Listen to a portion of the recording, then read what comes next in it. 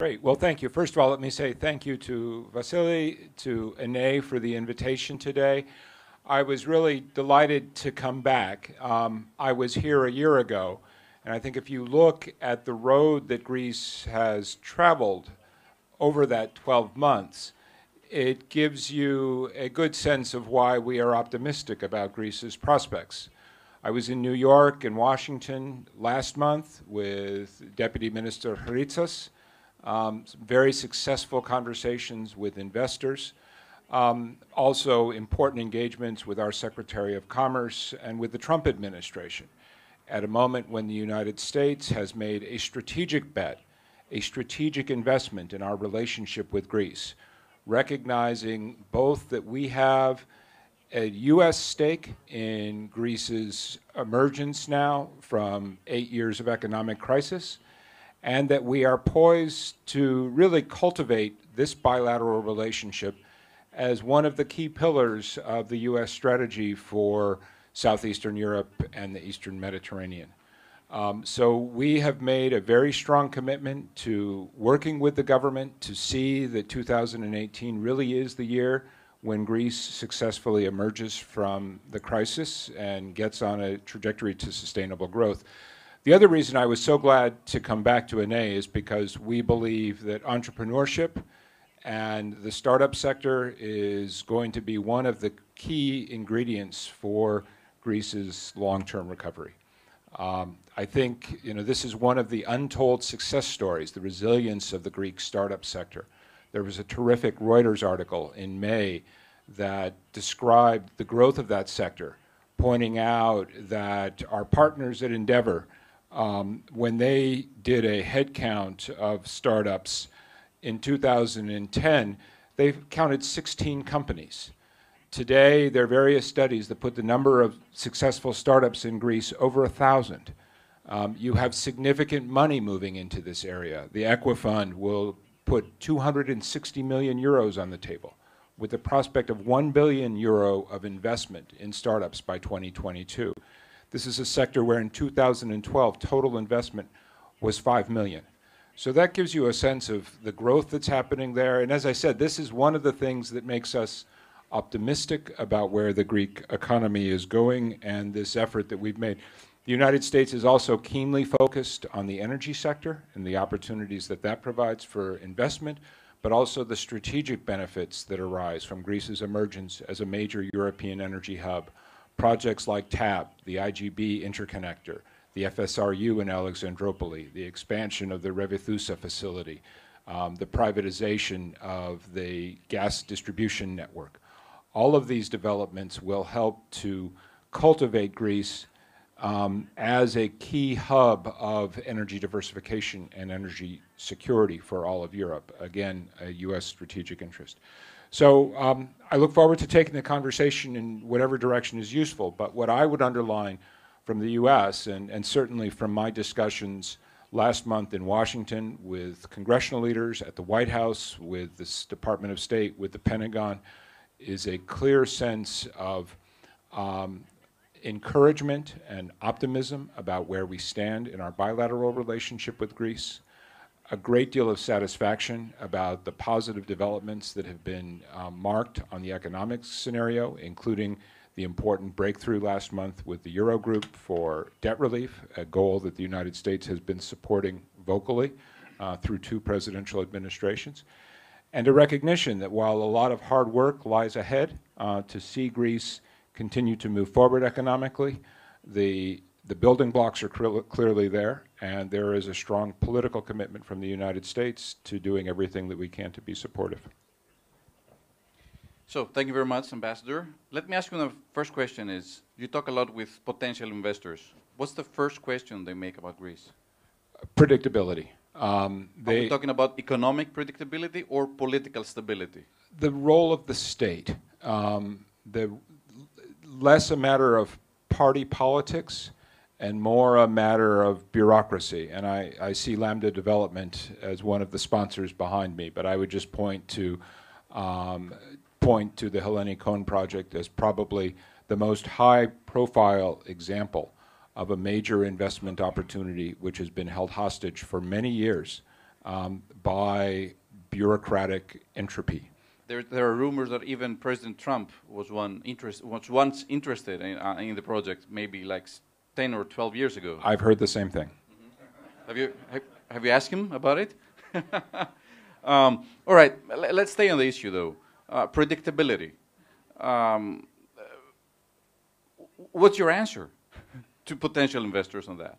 So my answer is twofold. One, that Greece represents a tremendous opportunity. If you look at Greece's endowment of natural resources, its very strong human capital, and the fact that over the 2 years of my tenure here, clearly some of the uncertainty factors have been removed from the picture. When I arrived in the summer of 2016, people were worried about Brexit. They were worried about the government's ability to hit the targets that were established by the Troika for conditionality, and they were worried about the stability of the financial system, the real risk that one of the systemic banks would fail. Those risks have now been removed. Greece is about to exit the third bailout. The banks have successfully passed their stress tests. So, and you see in Greek public opinion data a clear swing back in favor of Greece's status as a strong member of the Eurozone. So on that score, elements of uncertainty have been removed. But the uncertainty that remains relates to the creation of a genuinely investment-friendly environment. I have no doubt of the Prime Minister's and the government's focus on this issue, and certainly Minister Haritsas in Washington, in Chicago, in New York, delivered a very reassuring message. I expect Minister Sakalotos will do exactly the same in New York today. But this is an area where investors are looking not just for declarations, but for action. True. Now, you talk a lot with potential investors again. What are the main areas, the main sectors that are interested in potentially investing into Greece? Is it just tourism or are there other areas also? No. Well, tourism, of course, has seen great dynamism. We have a new $80 million investment by Avis in their car rental business with an enterprise value of $320 million. You have significant growth from our hotel companies, Wyndham, Hyatt, Marriott, and others. That reflects the buoyancy that you would expect in a sector which has seen very rapid growth recently. Energy is also a very important area of U.S. investor interest. We have American investors interested in the Alexandroupoli FSRU. We have American investors interested in the privatization of Hellenic Petroleum. We have Americans that are interested in the renewable sector. GE Wind is growing its business in Greece. So clearly the energy sector is one. And again, it's a sector where Greece is important, not just as a market of 11 million people, but as a regional hub. And that complements this vision that the United States has established of Greece as a regional pillar of stability, a partner we work with to advance shared goals, not just here in Greece, but across the wider Eastern Mediterranean and the Balkans and Black Sea region. All right. What about taxation? We heard a lot of our speakers a while ago talking about the issue. Is that an obstacle for potential investments? I mean, that's an issue for the Greek political system to work out jointly with your European creditors. What I hear from American investors first and foremost is predictability and the ability to make investment decisions with a clear sense of how the bureaucracy is going to engage with them. So I understand they're also talking about not only taxation, but also judicial system, etc., stuff like that. Stuff like the multi-year delay in the Hellenikon project. We have an American company which is looking at an investment on the order of $1 billion for an integrated entertainment complex at Hellenikon. And I should add in this regard, and I'm sure we'll talk later about the Thessaloniki International Fair. My next question. But this is one of the, TIF is one of the key U.S. vehicles to lift up the Greek economic narrative, to put a positive spotlight on the return to growth in Greece, but also to encourage American companies to come back into the Greek market and to grow their businesses here. We have nearly 100 American companies committed to participate in the American Pavilion, representing trillions of dollars of capital, the very best of global American business with a strong focus on innovation. Companies like Facebook, Google, Microsoft, Cisco, Pfizer, and these are the companies that have built the competitive American economy. They're all going to be there in Thessaloniki, and this is one of the things that the United States is doing to try to capitalize on this crucially important summer. TIFF will open exactly 2 months from today, the 7th of September. We are working with AmJam. We'll have a major energy-focused event there. We're working to put a positive spotlight on the startup sector that I talked about earlier.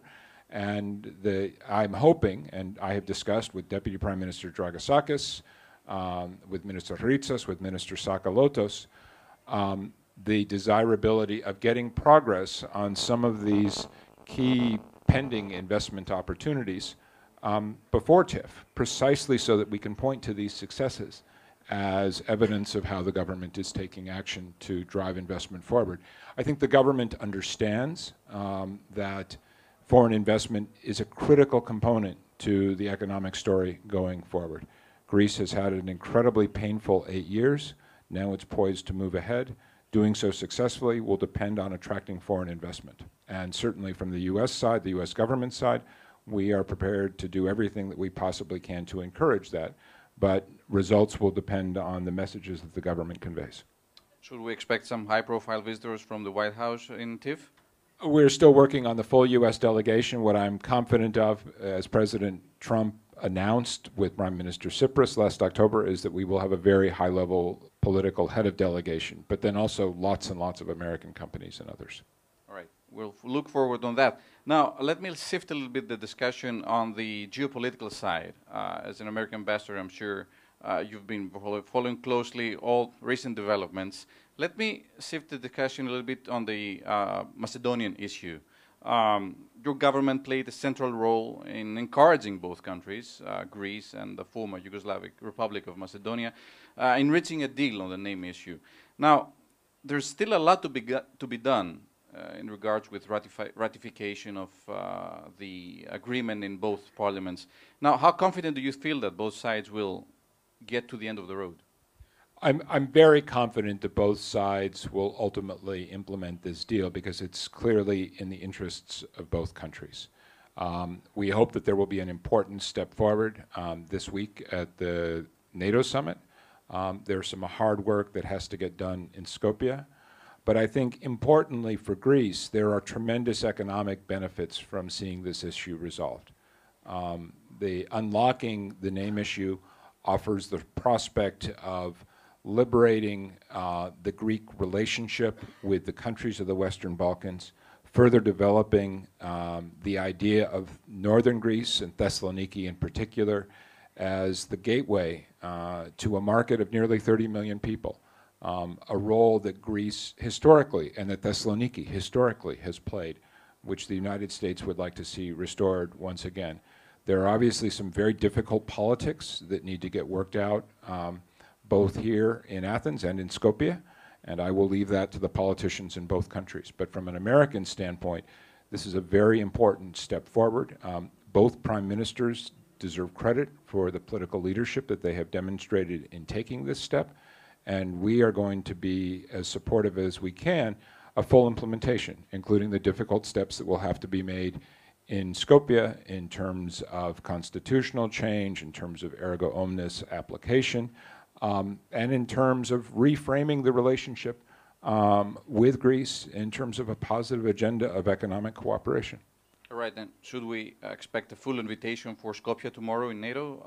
I will. I try to leave the predictions to the. Greece has the Oracle of Delphi, the Oracle of Dodoni, the Oracle of Olympia. You have lots of other sources of predictions of the future. I'll leave that to others. All right, I get that. Okay, finally, let me shift the discussion a little bit to our eastern neighbor, Turkey.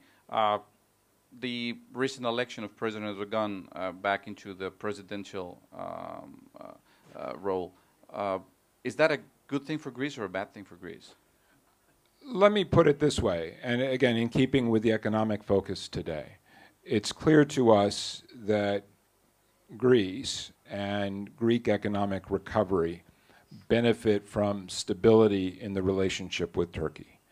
I always make the point that when I'm in Washington, that America has no stronger ally in seeking to ensure that Turkey remains anchored in the West and anchored in Euro-Atlantic institutions than the Hellenic Republic. We have a strong shared interest in seeing that Turkey remains oriented towards the West. Turkey has been a significant source of foreign investment here in Greece, including in the tourism sector, for instance. I think, again, my rule against predictions would suggest that I'm not going to predict what the next couple of months is going to bring. Certainly the United States, like I believe the Greek government, is interested in seeing the relationship move forward in a stable way. There are some big issues in both of our bilateral relationships that have to be resolved. You have the issue of the two soldiers. We have the issue of Pastor Brunson. In both cases of individuals who have been detained unjustly, in our view. But we also believe that Prime Minister Tsipras was on exactly the right track in his invitation to President Erdogan to come to Athens last December. And we hope very much that the spirit of that engagement from Athens, from the Greek government, will prevail as the two capitals move forward. Right. Let me ask you, during your tenure as an American ambassador the last couple of years here in Athens, what was the most intense moment during your tenure? Well, I'm not done yet. So there may be things coming down the road. I guess I would say two moments. One would be the visit of Prime Minister Tsipras to the White House, to the Oval Office last October. There is no greater honor that our government can bestow, and I think everybody who engaged with the Prime Minister around that visit was impressed by the way he presented himself, by the message he conveyed of support for our alliance, commitment to our strong defense and law enforcement security relationship, and also the sense of economic opportunities. And it was important that we started that visit in Chicago, including a visit that the Prime Minister made to the 1871 startup incubator. And I think that's those kind of entrepreneurial energies are what is going to drive the Greek economy forward over the long term, and unlocking those energies is the key challenge for the months and years ahead. And then, of course, the visit of President Obama here to Athens, which I think was an enormous honor for all of us. You know, it was an inspiring couple of days. You know, his tour through the Acropolis, his address at the Niarchos Center, but most importantly, I think for all of us at the embassy, his very strong focus on the debt that we owe to Athens, the birthplace of our democratic values, and the importance of that component of who we are, who America is, to our international engagement, and the unique status that Greece will always retain as the country that gave birth to that democratic practice, and the importance of holding on to that. So both were two very different presidents. I don't need to tell you that. But for me professionally, they were certainly highlights of my time here. And you know, I think provided a very strong foundation for how we've moved forward, and also reflect what for me is a very positive aspect of the U.S.-Greece alliance, which is the fact that there is such strong support in the United States among Republicans and Democrats for doing all that we can to continue to strengthen our alliance, to help Greece move forward, and to provide value in a relationship with a key democratic ally and a country that lives in a very complicated and unpredictable region. And a Greece which has proven itself time and again over the decades as one of our firmest allies, and a country that has now, after 8 long, difficult years, finally begun to turn the corner, and where we have a strong interest in Greece continuing to succeed in that path. As you said, you still have another year. So let's hope we'll repeat our discussion next year and see whether your answer has changed. Mr. Ambassador, thank you very much for this talk. Thank you very much for addressing our audience today. Happy to be here and look forward to continuing the conversation at Thessaloniki and beyond. Absolutely.